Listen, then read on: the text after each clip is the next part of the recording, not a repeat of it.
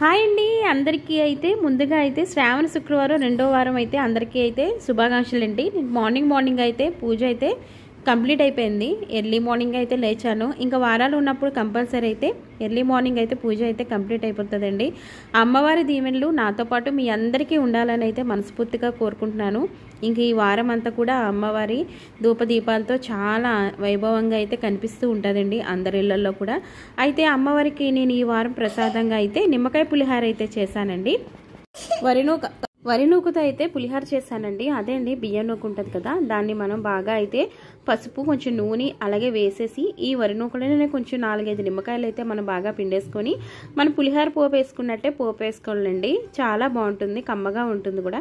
ఈ పులిహార కూడా నేను ఈ వారం అయితే అమ్మవారికి అయితే నైవేద్యంగా పెట్టాను. ఇంకా సాయంత్రం మా పిల్లలు వచ్చేసరికి ఏదో స్నాక్ చేయాలని చెప్పేసి అరటికాయ బజ్జీ అలాగే ఆలు మా కోసం ఒక 4 మిరపకాయ బజ్జీ అయితే వేసానండి. పిల్లలు తినరు, చాలా కారంగా ఉంటుందని ఒక 4 అయితే వేసాను, పిల్లలు పెట్టలేదు. ఇంకా మా పాపకైతే అరటికాయ ఆలు బజ్జీతో అయితే ఇంకా స్నాక్స్ ఇంకా బయట నుంచి తేకుండా ఇంట్లోనే నేను చేస్తానండి. సాధారణంగా అయితే బయట ఆయిల్ ఎలా ఉంటుందో తెలియదు కాబట్టి కమ్మగా మన ఇంట్లో చేస్తేనే పిల్లలు కూడా చక్కగా తింటారు, అలాగే కూడా హెల్తీగా కూడా ఉంటారు. మా చిన్న పాప కూడా బాగానే తింటుందండి. ఇంకా బజ్జీలు ఇంత కారంగా ఉండవు కాబట్టి ఇంకా ఈ పిల్లలతో ఇలాగే సరిపోతుందండి. వీడియో కాస్త లేట్ అయినా సరే నేను పోస్ట్ చేస్తాను.